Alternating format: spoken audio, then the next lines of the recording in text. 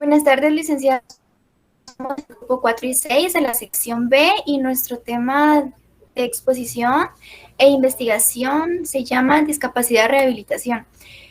Según la OMS, la discapacidad es un término general que abarca las deficiencias y limitaciones de la actividad y restricciones de la participación y problemas que afectan a una estructura. Estos problemas pueden ser anormalidades o pérdida total de la estructura o función corporal, psíquica, psicológica, fisiológica o anatómica. Las leyes que protegen a personas con discapacidad, el decreto número 135 del año 1996 para la ley de atención a las personas con discapacidad de la República de Guatemala, nos declara de beneficio social el desarrollo integral de las personas con discapacidad física, sensorial y psíquica, en igual de condiciones para su participación en el desarrollo económico, social, cultural y político del país. El artículo 15 nos dice que las instituciones públicas y privadas deben brindar servicios a personas con discapacidad y deben proporcionar una información veraz, oportuna, accesible y utilizable.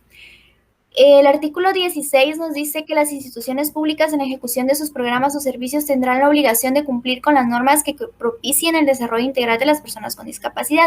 Y el artículo 17 nos dice que las municipalidades y gobernaciones también tienen el deber de evaluar, desarrollar los programas que se lleven a cabo para las personas con discapacidades en instituciones públicas y privadas. El decreto número 135 del año 1996, el artículo 25, nos habla sobre la educación, que las personas con discapacidad tienen derecho a la educación desde la estimulación temprana hasta la educación superior, siempre y cuando su limitación física o mental se lo permita. Esta disposición incluye tanto la educación pública como la privada. El artículo 26 nos habla siempre de la educación y nos dice que el Ministerio de Educación Pública proveerá la formulación de programas educativos que contengan las necesidades especiales de las personas con discapacidad. Y el artículo 28 nos dice que las autoridades educativas efectuarán las adaptaciones necesarias y proporcionarán los servicios de apoyo requeridos para el derecho de las personas con discapacidad. Para que el derecho de las personas con discapacidad sea efectivo. Las adaptaciones y los servicios de apoyo incluyen recursos humanos especializados, adecuaciones curriculares, evaluaciones, metodología, recursos didácticos y un lugar apto para que los niños puedan recibir educación. Hace 2 semanas yo conocí a una mamá que tiene una nena que padece de letargo. La nena tiene 15 años, no puede hablar, nunca ha ido a la escuela, las poquitas palabras que sabe, las vocales, algunas letras del abecedario, son porque su mamá se las ha enseñado. Porque ella intentó inscribir a su nena en algunas instituciones públicas o privadas y le dijeron que ninguna la iba a apoyar. Entonces, más adelante se verán los índices de discapacidad que hay a nivel de nuestro país, centroamericano, latinoamericano y mundial, que es muy grande, que pues están los artículos y están las leyes y no se cumplen. El artículo 44 nos habla sobre la salud, que las personas con discapacidad tienen derecho al disfrute bajo las mismas condiciones de los servicios de salud y el tratamiento de las enfermedades y su rehabilitación. Los servicios de salud deberán ofrecerse evitando actos discriminatorios, como que no los puedan, o sea, que se nieguen a atenderlos, proporcionarles una atención de salud inferior de calidad o no prestarles en el hospital público o centro de salud que le corresponda. El capítulo quinto nos habla del trabajo y el artículo 34 nos habla que el Estado garantiza la facilitación de la creación de fuentes de trabajo para que las personas con discapacidad tengan el derecho de un empleo adecuado a sus condiciones y necesidades personales, dependiendo de las limitaciones físicas o mentales que éstas tengan. El artículo 40 nos dice que la persona con discapacidad tiene derecho a gozar de un salario equitativo al trabajo realizado y no menor al salario mínimo legalmente establecido. El 23 de septiembre de cada año en Guatemala se declara la lengua de señas de Guatemala, la ENSEGUA. La ley reconoce y aprueba la lengua de señas. Los diferentes tipos de discapacidad. La discapacidad física. Se le llama así a cualquier disminución o eliminación de las capacidades motoras o físicas que que genere una pérdida o limitación de la persona para moverse en forma definitiva con la libertad habitual o para mover una parte de su organismo de manera normal. Dice que más del 80% de las discapacidades físicas es sobrevenida después del nacimiento por condiciones comunes o de cualquier tipo de accidente. La clasificación según déficit de movimiento de las discapacidades físicas. Están las paresias, que es la disminución de fuerza de un músculo, y están las plegias, que que se corta la comunicación de la inervación de dicho músculo. En las paresias hay movimiento, pero hay disminución de la fuerza. En las plegias no hay movimiento, no se puede mover, está corta la comunicación de la inervación. La clasificación según cantidad de miembros afectados: monoplegia, que afecta solo a un miembro, ya sea el brazo, el más común es el brazo o la pierna; la paraplegia, que son los dos miembros inferiores o pueden ser superiores; la hemiplegia, que afecta solo un lado del cuerpo, ya sea derecho o izquierdo, brazo y pierna; y la tetraplegia, que afecta a los 4 miembros, los 2 superiores y los 2 inferiores. Existen subclasificaciones de las discapacidades físicas, pero no es tan importante saber a qué tipo pertenecen, sino el nivel de dificultad que éste le tendrá al individuo para adaptarse a la sociedad. Y también cabe recalcar que las discapacidades físicas no solo afectan al individuo, sino también a las personas que están con ellos, a las personas cercanas que los rodean y que velan por ellos. La discapacidad intelectual. La discapacidad intelectual reemplaza el término retraso mental. Y esta discapacidad es una limitación en el funcionamiento intelectual y en el adaptativo que se manifiesta en la dificultad para desarrollar habilidades conceptuales, sociales y adaptación al entorno. La clasificación de las capacidades intelectuales está leve, moderada, grave y profunda. La leve se caracteriza porque quienes la poseen se sitúan entre un 50 y 70 del cociente intelectual. La moderada está por debajo del 50. La grave está entre 20 y 35 del cociente intelectual, y la profunda está menor al 20. Ejemplos de discapacidad intelectual es el síndrome del cromosoma X frágil. Es el más común de una discapacidad intelectual hereditaria y es causada por un gen específico. Este gen produce una proteína necesaria para el desarrollo cerebral. Entonces, por defecto en este gen que una persona produzca poco o nada de dicha proteína, no tiene desarrollo cerebral. El síndrome de Down, que es el más conocido, que yo creo que todos los conocemos, es una trisomía del cromosoma 21, y la gravedad de este síndrome varía de un individuo a otro, provoca incapacidad intelectual y retrasos en el desarrollo de por vida. La causa más frecuente de las discapacidades es la causa más frecuente de las discapacidades de aprendizaje en los niños y puede ocasionar anomalías médicas como trastornos digestivos y cardíacos. Una de las anomalías médicas podría ser el labio leporino. El síndrome de Rett, este es más común en las niñas, afecta principalmente a las niñas y es un trastorno genético neurológico y del desarrollo. Es poco frecuente, afecta la forma en que se desarrolla el cerebro y causa una pérdida progresiva de las habilidades motoras y del habla. La discapacidad psicosocial es la limitación que las personas presentan disfunciones temporales o permanentes de la mente para realizar una o más actividades cotidianas.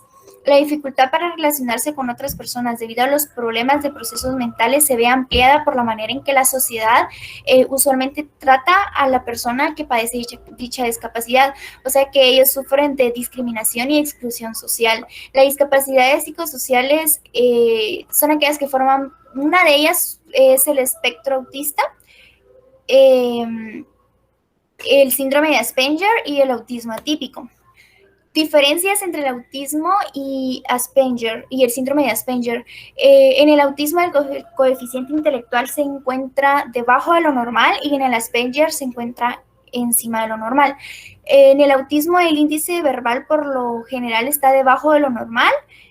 Puede presentar una habla escasa o mutismo, el nene no habla.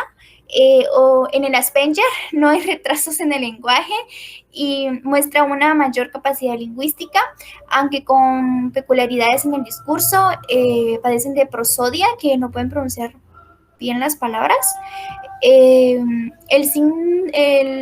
espectro del autismo se puede diagnosticar antes de los 3 años de edad, y el Asperger tarda en diagnosticarse.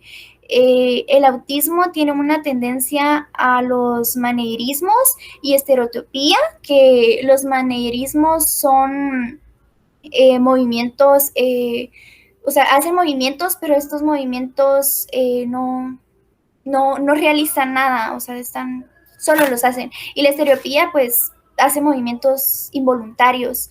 Eh, o sea que en el manierismo ellos hacen movimiento, pero no logran hacer nada. O sea, ellos lo hacen, pero no logran hacer nada. Y en la estereotipía los movimientos son repentinos, ellos no los controlan. Y en el Asperger los déficits motores muestran una coordinación motriz alterada o torpeza motora. Y en el autismo pues generan desinterés, y en el Asperger es todo lo contrario. La discapacidad social hace referencia para incluir a las personas con discapacidades físicas o intelectuales o de otra índole de manera más completa. Dice que podría definirse la discapacidad social como exclusión social. Le dejo el tiempo a mi compañera Alejandra. Gracias. Continuando, vamos a ver las manifestaciones clínicas, sociales y culturales de cada una de las discapacidades. Cambiamos de diapositiva. La monoplegia.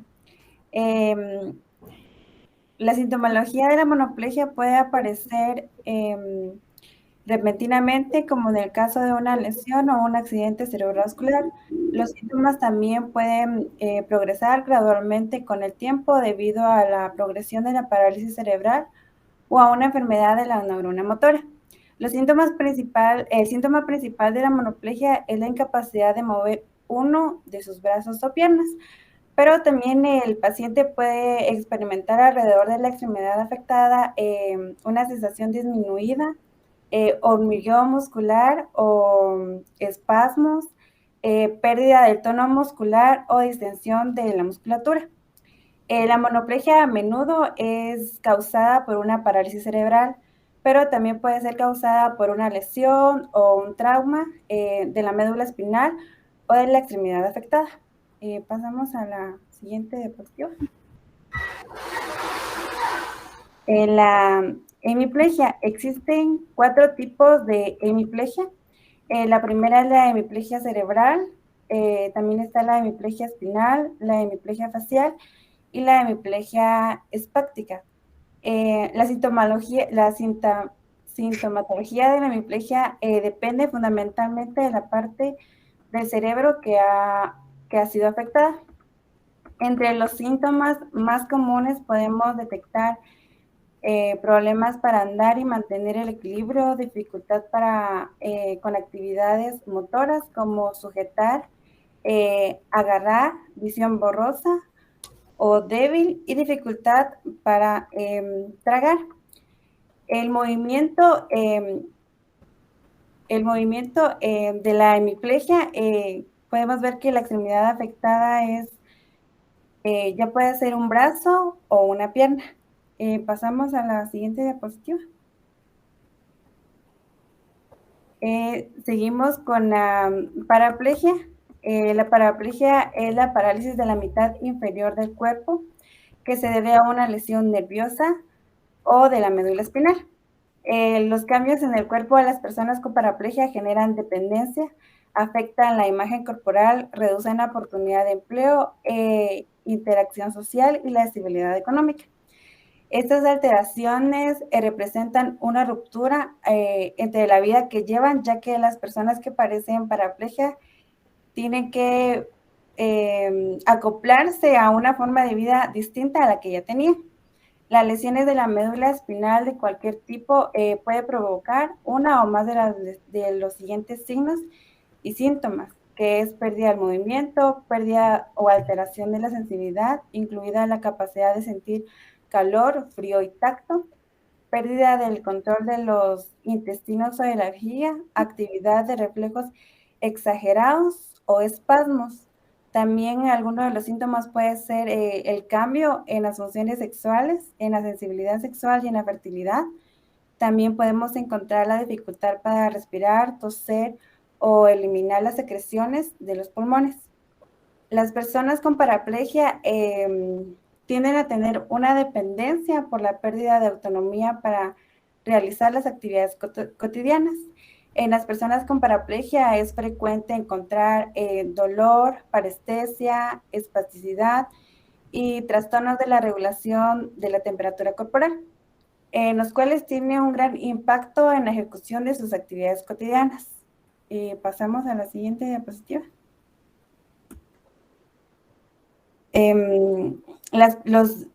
Los cambios en el cuerpo de las personas con discapacidad generan dependencia, afectan la imagen corporal, reducen las oportunidades de empleo, interacción social y la estabilidad económica.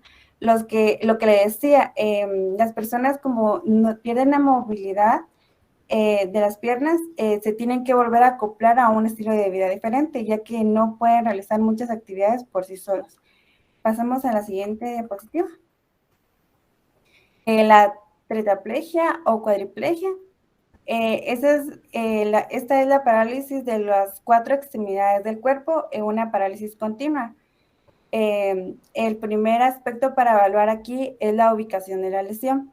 En términos generales, la lesión más alta causa parálisis más extensa.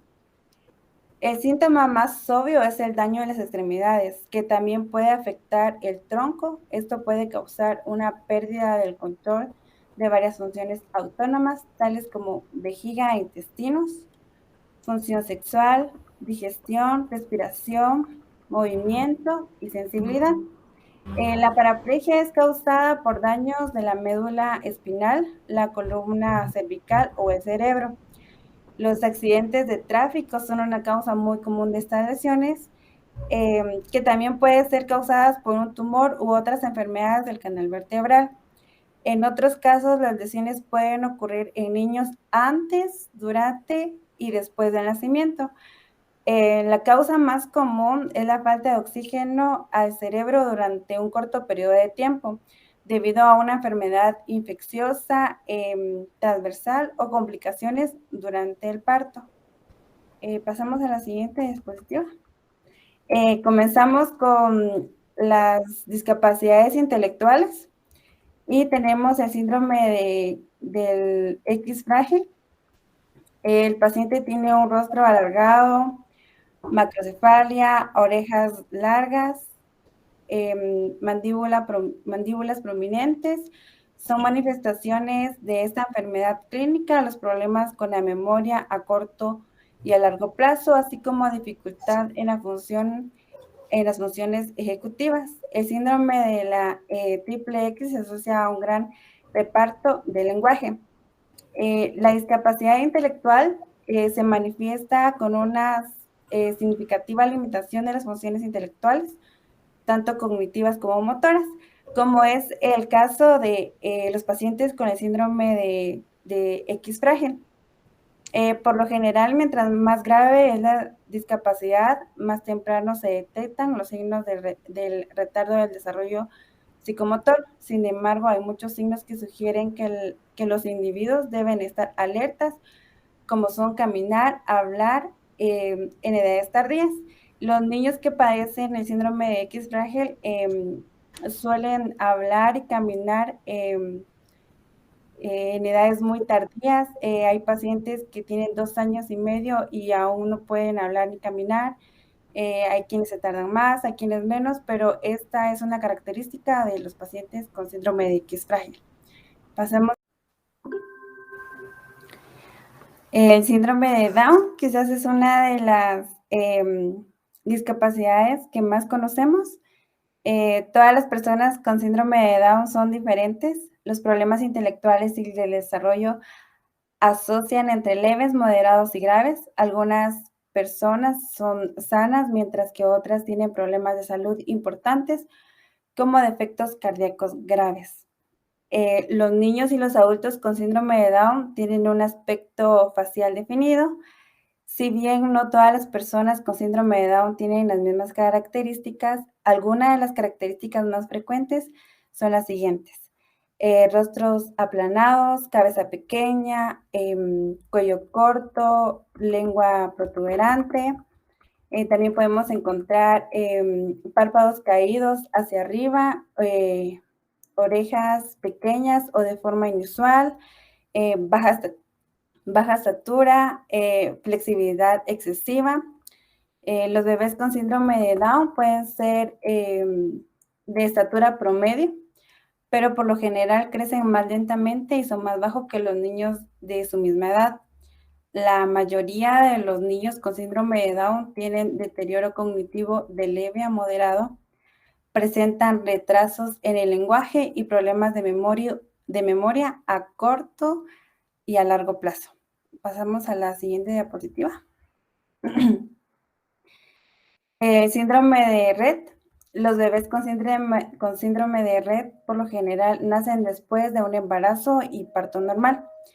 Aparentemente la mayoría de los niños con síndrome de Rett crecen y se comportan de manera normal durante los primeros meses. Luego de esto, los signos y los síntomas comienzan a aparecer. Los cambios más fuertes generalmente se producen en los 12 a los 18 meses de edad. En un periodo de semanas, meses, los síntomas y su gravedad pueden variar pueden variar bastante de un niño a otro.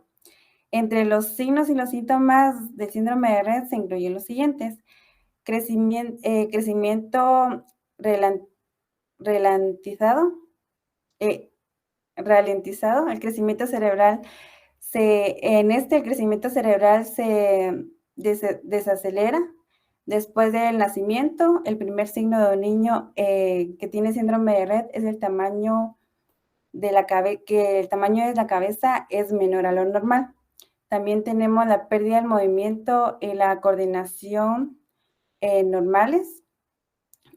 Aquí tienen control reducido de las manos y una capacidad reducida para gatear o caminar normalmente. También tenemos la pérdida de la capacidad de la comunicación. Los niños con síndrome de Rett en general comienzan a perder la capacidad del habla, de hacer contacto visual y se comunican de otras maneras. Movimientos anormales de las manos. Los niños con síndrome de Rett en general desarrollan movimientos de las manos repetitivos y sin razón, que pueden variar de una persona a otra. También están los movimientos extraños de los ojos. Los niños con síndrome de Rett tienden a hacer movimientos extraños de los ojos, como miradas fijas, intensas, parpadeo, ojos cruzados o cerrar un ojo en la luz o un ojo a la vez. También están los problemas de respiración. Ellos incluyen retención de la respiración, respiran demasiado agitado, tienen exhalaciones forzosas de aire o saliva y se tragan el aire. Estos problemas tienden a ocurrir durante horas cuando la persona está despierta, pero los problemas respiratorios como respiración superficial o respiración intermitente también pueden ocurrir cuando la persona está dormida. También las personas con este síndrome suelen ser muy irritantes y los niños con este síndrome se vuelven muy agitados. A medida que crecen, la pérdida del llanto o gritos puede comenzar de manera repetitiva, sin ninguna causa aparente y durante horas. Algunos niños pueden experimentar miedo y ansiedad. Pasamos a la siguiente diapositiva. Y empezamos con la discapacidad psicosocial y en esta encontramos el trastorno del espectro autista. Las manifestaciones clínicas de los pacientes con trastorno del espectro autista o TEA se dividen en tres dominios: deterioro de la interacción social, comunicación verbal y no verbal, patrones de comportamiento e intereses restringidos y repetitivos. Las manifestaciones clínicas del autismo generalmente están presentes entre el año y medio y 2 años, que se mantienen estables durante la etapa preescolar y escolar. Durante el primer año de vida, los comportamientos más consistentes en niños con autismo son el no responder a su nombre. Los niños con trastorno del espectro autista no miran a la cara o lo hacen muy escasamente. En el segundo año se detecta la ausencia del interés por compartir experiencias y la incapacidad para prestar atención. En el tercio de los casos del desarrollo es normal entrar entre el primero y el segundo año. Posteriormente pueden experimentar regresiones graduales de maneras inesperadas y ocasionar un retraso del desarrollo previo. También puede ocurrir que los síntomas no sean aparentes para los padres ni para los profesores hasta los 4 o 6 años. Muchas veces los padres o los profesores no tienen conocimiento de los síntomas que puede tener un niño con trastorno autista y por eso no prestan mucha atención y se dan cuenta ya cuando los niños están grandes y se podría decir que ya es un poquito más difícil, acoplarlos o tratarlos como debe de serlo. Entonces, lo aconsejable es que todos podamos, saber cuáles son estos síntomas y en cualquier comportamiento que sea extraño, poder acudir a un especialista. Vamos a pasar a la siguiente diapositiva. Tratamiento o rehabilitación de las discapacidades físicas, mentales y psicológicas. Tenemos que tomar en cuenta que la prevención comienza siempre concientizando a cada una de las personas. Vamos a pasar a la siguiente diapositiva. La hemiplegia. La rehabilitación para la hemiplegia es el ejercicio pasivo, es el mejor tratamiento para la hemiplegia, pero también se puede incorporar otros tipos de tratamientos como la estimulación eléctrica, práctica mental, teraplegia del espejo y terapia de movimientos inducidas. A estos pacientes les tiene que rehabilitar, como decía aquí, terapia de movimientos inducidas. Hay que ayudarlos a hacerle movimientos en el miembro afectado. Vamos a pasar a la siguiente diapositiva. La parálisis cerebral. Para la parálisis cerebral tenemos la fisioterapia y rehabilitación, dispositivos ortopédicos, tecnología y dispositivos de asistencia, medicamentos y la cirugía. Pasamos a la otra. Paciente amputado. Tenemos la rehabilitación física, rehabilitación psicológica, ocupacional y restitución del miembro afectado. En pacientes que se les ha amputado algún miembro, pueden tener algunas complicaciones psicológicas, quizás puede afectar en su trabajo, entonces se les tiene que dar tratamiento en estas áreas. Y también uno de los tratamientos que está muy de moda, pero no muy accesible para todos, es la restitución del miembro amputado. Pasamos a la siguiente diapositiva. Síndrome de X frágil. A los pacientes con este síndrome, la rehabilitación se tiene con educación especial. Estos niños tienen que tener, no tienen un tipo de educación como un niño normal, sino que es una educación específica y se les trata a ellos como ellos más puedan comprender y aprender. La terapia del habla y del lenguaje, como lo mencioné anteriormente, a ellos desarrollan el lenguaje muy tardíamente, entonces se les hace terapia para que lo puedan desarrollar, terapia ocupacional y fisioterapia. Pasamos a la siguiente diapositiva. El síndrome de Down. Para el síndrome de Down no existe un plan de tratamiento específico para el síndrome de Down, por lo que la rehabilitación mediante estas técnicas desempeña un papel importante. Las técnicas son la fisioterapéutica, la técnica ocupacional y la técnica de lenguaje, que también se mencionó que los niños de síndrome de Down tienen un desarrollo de lenguaje tardío. Pasamos a la siguiente. Y el trastorno del espectro autista. En el trastorno del espectro autista tenemos terapia de manejo de la conducta, ya que los niños a veces suelen ser muy irritantes, suelen aislarse de los demás y por eso tener conductas muy irritantes.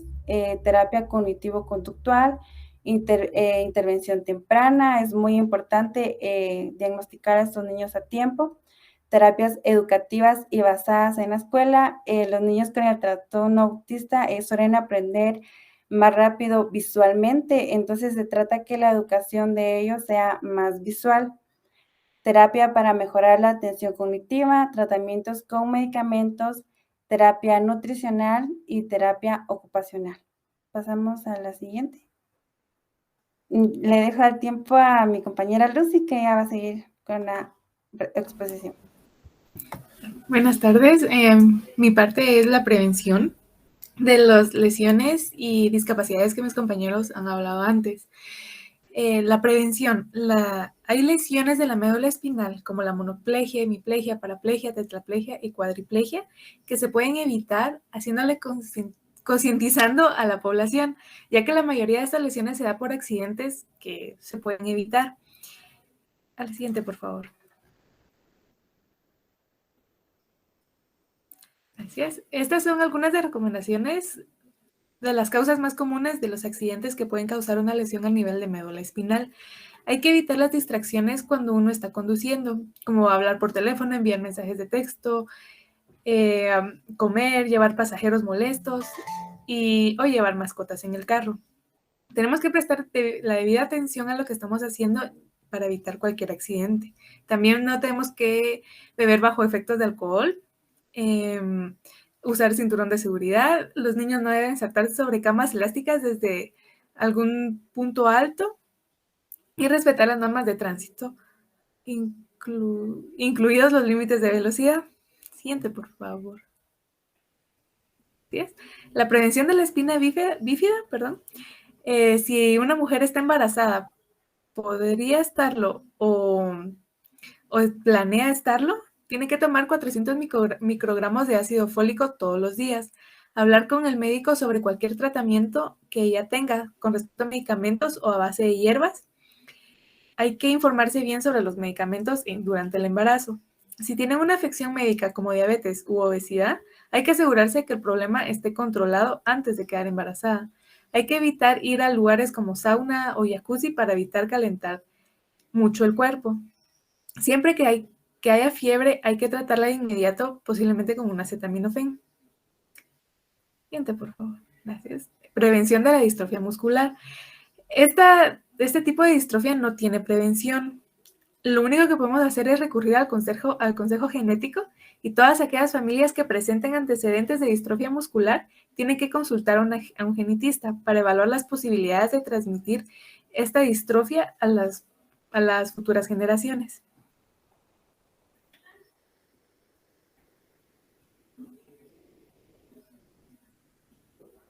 Disculpe.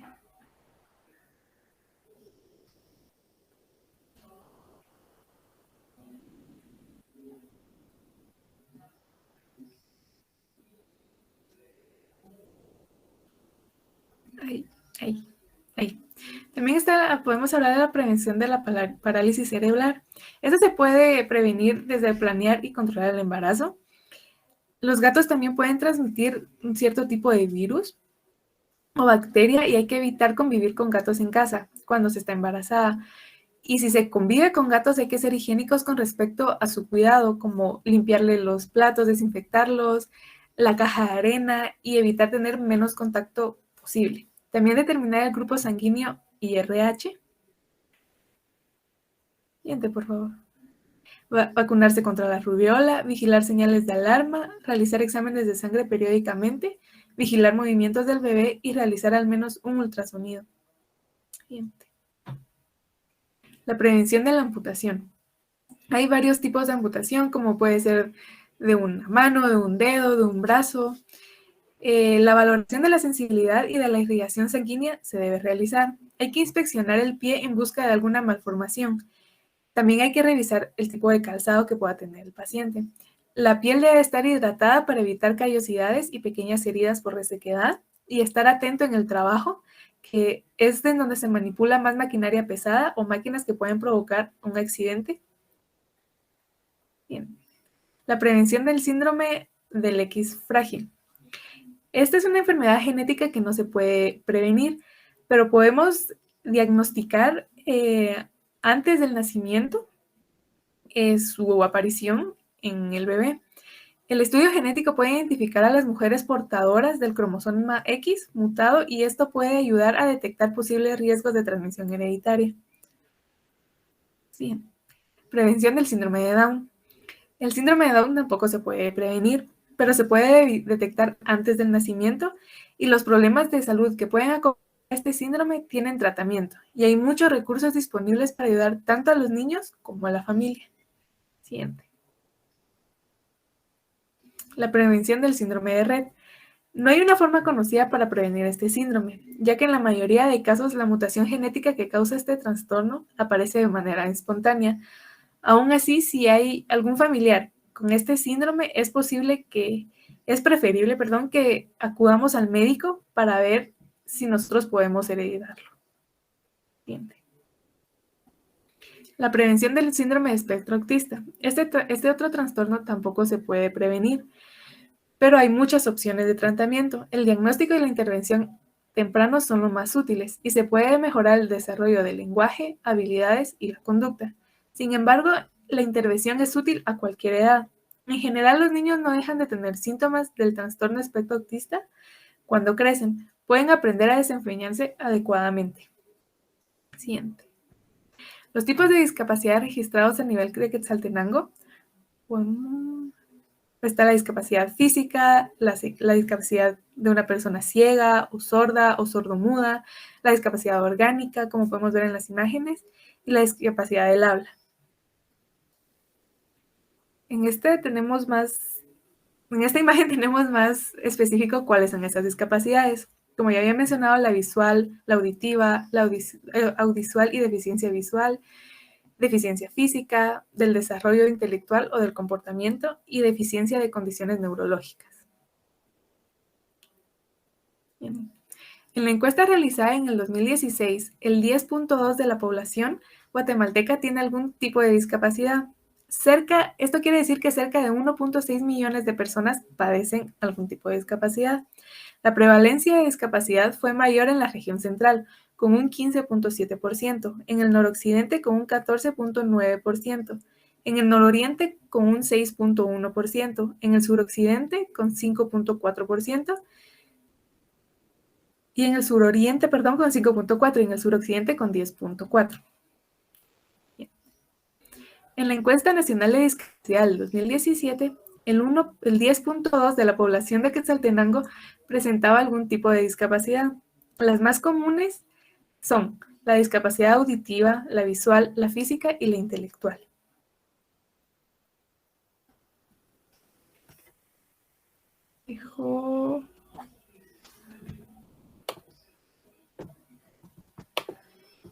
La primera encuesta nacional de discapacidad se ajustó principalmente a las recomendaciones internacionales de las definiciones y criterios metodológicos de la Clasificación Internacional de las Deficiencias, Discapacidades y Minusvalías de la Organización Mundial de la Salud. Esta encuesta se realizó en el 2005.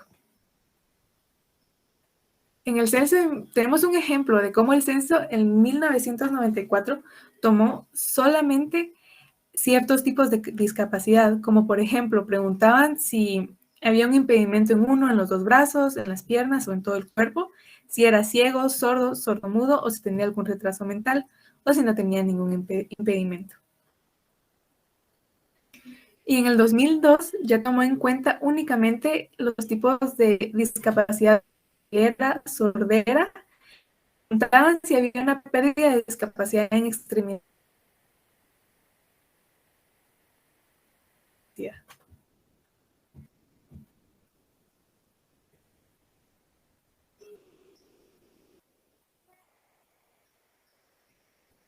Ahora dejo a cargo a mi compañero que va a explicar el resto de la exposición.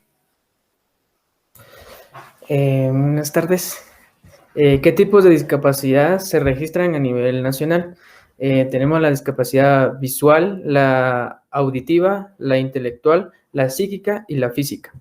Siguiente, por favor. La discapacidad visual es la disminución total o parcial de la vista.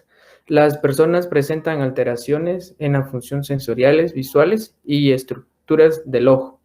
En ellas tenemos la ceguera, es la carencia de la visión o solo la presencia de luz. La discapacidad de la visual profunda, la dificultad para realizar tareas visuales o gruesas. La discapacidad visual severa es la posibilidad de realizar tareas visuales con inexactitud, requiriendo adecuaciones del tiempo, ayudas y modificaciones. La discapacidad visual moderada es la posibilidad de realizar tareas visuales con el empleo de ayudas especiales o iluminaciones adecuadas, similares a las que se utilizan las personas de visión normal. Siguiente, por favor. La discapacidad auditiva. Las personas con alteraciones en las funciones sensoriales auditivas o estructuras del oído. Las personas con discapacidad auditiva se comunican a través de lengua de señas o la comunicación oral. Entre ellas tenemos la sordera parcial. La persona percibe distintos niveles de sonido y puede auxiliarse con aparatos o audífonos. La sordoceguera, la presenta deficiencia visual auditiva que se presenta de manera simultánea y puede ser total o parcial. La forma correcta de definirla es persona sordociega. La condroplasia es el trastorno de crecimiento caracterizado por una talla baja o proporcionado con el brazo, las piernas cortas o en relación con la cabeza y el tronco, perfectamente normales. Siguiente, por favor. La discapacidad mental se refiere a las limitaciones sustanciales en las que el funcionamiento intelectual de las personas que hacen que tengan una inteligencia inferior a la media. Entre ellas tenemos el retraso mental leve, su discapacidad a nivel sensorial y psicomotora es mínima y generalmente se identifica fácilmente hasta edades más avanzadas por un profesional. Está el retraso mental moderado. La mayoría de las personas con este nivel la mayoría de estas personas con este nivel de retraso mental adquieren habilidades de comunicación durante los años de preprimaria. El retraso mental severo se desarrolla muy poco en el lenguaje y comunicación durante los primeros 6 años de vida. La discapacidad psíquica. La discapacidad psíquica afecta a áreas como la comunicación o las habilidades sociales, pero no la inteligencia, por lo que no debe confundirse con la discapacidad mental. Entre ellas tenemos la discapacidad psíquica trastornante, que puede tener origen genético o también deberse a patrones de conducta desarrolladas desde niños. La discapacidad psíquica neurótica. Los problemas neuróticos pueden ser pasados por los padres a hijos en la genética, o la discapacidad psíquica bipolar. es la intencionalidad emocional que hace presente en los cambios bruscos de los sentimientos y estados de ánimo. Y la discapacidad psíquica obsesiva tiene a tener sentimientos y conductos obsesivos, a lo que genera problemas en su relación con las demás personas. Tenemos la discapacidad física. La discapacidad física afecta las extremidades o el aparato locomotor. En muchos casos se presenta por malformaciones o anomalías físicas. Estas pueden ser nacimientos o fruto de alguna enfermedad o accidente. Entre ellas tenemos la hemiplegia y secuelas de poliomielitis. Tiene dificultad en su movilidad total o parcial. En la mayoría de los casos utilizan bastones de apoyo. Está la paraplegia. Solo se mueve el tronco, la cabeza y las manos. Se requiere silla de ruedas para poderse movilizar. También tenemos la cuadriplegia. Se mueve parcialmente las manos y la cabeza y requiere de silla de ruedas para poderse movilizar también. La parálisis cerebral. Esta presenta desbalance en los músculos y de todo el cuerpo y se realizan movimientos involuntarios y pueden utilizar bastones, andadores o sillas de ruedas para poderse movilizar también. La discapacidad a nivel Centroamérica. Centroamérica es una región pluricultural, multilingüe y multiétnico, con una población de 37 millones de habitantes, de los cuales el 19.38% son personas con discapacidad. Tenemos los ejemplos de la discapacidad más comunes de Centroamérica. Está la distrofia muscular, esclerosis múltiple, derrame cerebral, la hipotiroidismo congénito y el síndrome de Angelman y el síndrome alcohólico. La discapacidad a nivel Latinoamérica. Más de las 2/3 partes de las personas viven en países en desarrollo, en donde entran directamente Latinoamérica. Solo el 2% de discapacidad reciben algún tipo de educación o rehabilitación. Sin duda alguna, los conflictos armados y los accidentes de todo tipo y el uso y el abuso de alcohol y drogas y la violencia social son también causas de la discapacidad en nuestra región. Las causas más comunes en Latinoamérica. Las causas más comunes en Latinoamérica son sanitarias y ambientales. Las estadísticas de los países latinoamericanos. En Argentina tenemos 2.217.500 personas con un 6.80%.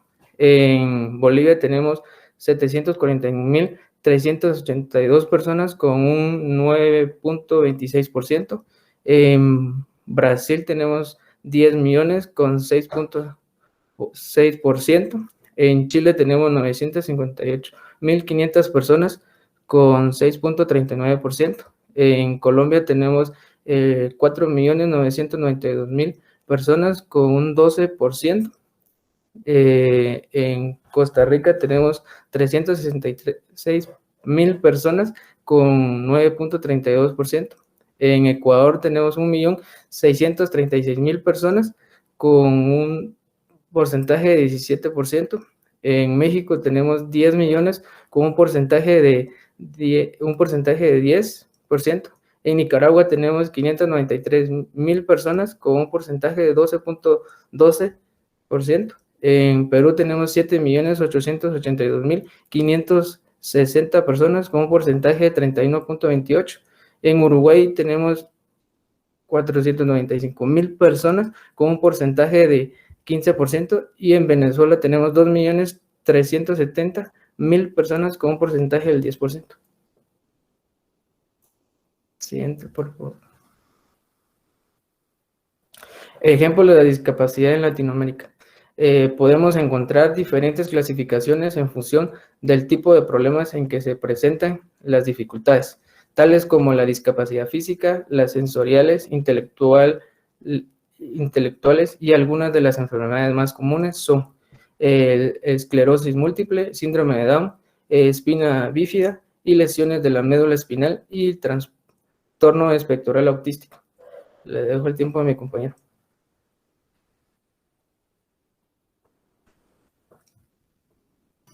Muy bien. Entonces ahora los tipos de discapacidades que se registran a nivel mundial.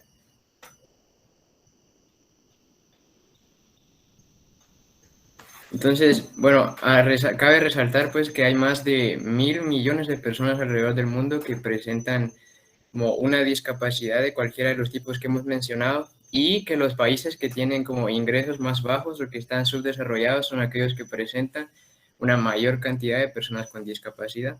La mitad de las personas que tienen una discapacidad no pueden pagar por como la atención de salud que realmente necesitan. Y los niños con discapacidad son los que tienen menos probabilidades de tener educación, lo mismo que las personas con discapacidad tienen unas tasas más bajas de conseguir empleo. Siguiente, por favor. Entonces, las enfermedades infecciosas, hablando de términos de deficiencias, pueden crear estas deficiencias, ¿no? Entonces, se estima que representan el 9% de un índice de negatividad en los países de ingreso bajo o mediano. Entonces, estas enfermedades pueden producir ciertos tipos de discapacidad a largo plazo. Las lesiones también, como mencionaba antes mi compañero, en nuestra región aumentan las discapacidades. 1.2 millones y 1.4 millones de personas fallecen cada año como resultado de diversos tipos de, bueno, en este caso de accidentes de tránsito, y unos 20 millones a 50 millones de personas que sufren lesiones. Los adultos mayores, el envejecimiento de la población mundial ejerce una influencia muy importante en las tendencias de discapacidad. Mientras más avanzan las personas en edad, mayor es el grado de discapacidad que pueden presentar. Y las poblaciones nacionales están envejeciendo a un ritmo sin precedentes, ¿no? Entonces, mientras más envejecemos, más discapacidades podemos ver. Refiriéndonos a los niños menores de 5 años que viven en países en desarrollo, como nosotros en Guatemala, están expuestos a riesgos múltiples como pobreza, malnutrición, una mala salud o un entorno familiar sin estímulos que los ayuden a salir adelante. Entonces, todos estos factores pueden afectar el desarrollo cognitivo, motriz y socioemocional de los niños, porque sabemos que durante los primeros años, durante ese tiempo, obtienen la mayor cantidad de desarrollo en esos aspectos. Y en el caso de los niños que obtienen un resultado positivo en la evaluación para determinar si hay mayor riesgo de discapacidad, existe una menor probabilidad de que hayan sido amamantados o recibido suplementos de vitamina A. Ahora, refiriéndonos a nuestro departamento, en Quetzaltenango, de acuerdo a una encuesta, el 10.2% de la población guatemalteca tiene algún tipo de discapacidad. Es decir, cerca de 1.6 millones de personas solo en Guatemala, pues en nuestra población. Ahora, la prevalencia de discapacidad en Quetzaltenango es de 14.9. Es decir, de 100 personas que viven en nuestro departamento, 15 tienen alguna discapacidad. Entre los resultados más destacados resaltan que en una de cada 3 familias vive al menos una persona con discapacidad. Entonces, las estadísticas a nivel nacional en cuanto a discapacidad son que hay una mayor prevalencia en la región central, luego le sigue la noroccidente, la nororiente, suroriente y suroccidente.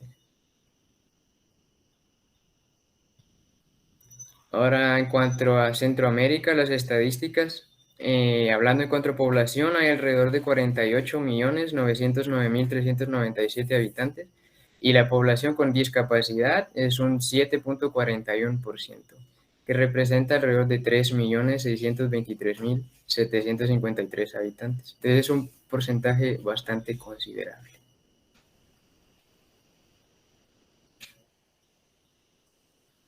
Ahora, dividiendo Centroamérica por los países, Costa Rica es el país con un mayor porcentaje de discapacidad con respecto a su población, con un 13.21%, alrededor de 670.640 casos. Y en el caso de Nicaragua, es el país de Centroamérica que registra un menor porcentaje de discapacidad con un 2.12%, que es el equivalente a 138.698 casos. Y nosotros nos ubicamos en el segundo puesto con un 9.35%, que equivale a 1.6 millones, como habíamos mencionado antes, de nuestra población que padece algún tipo de discapacidad.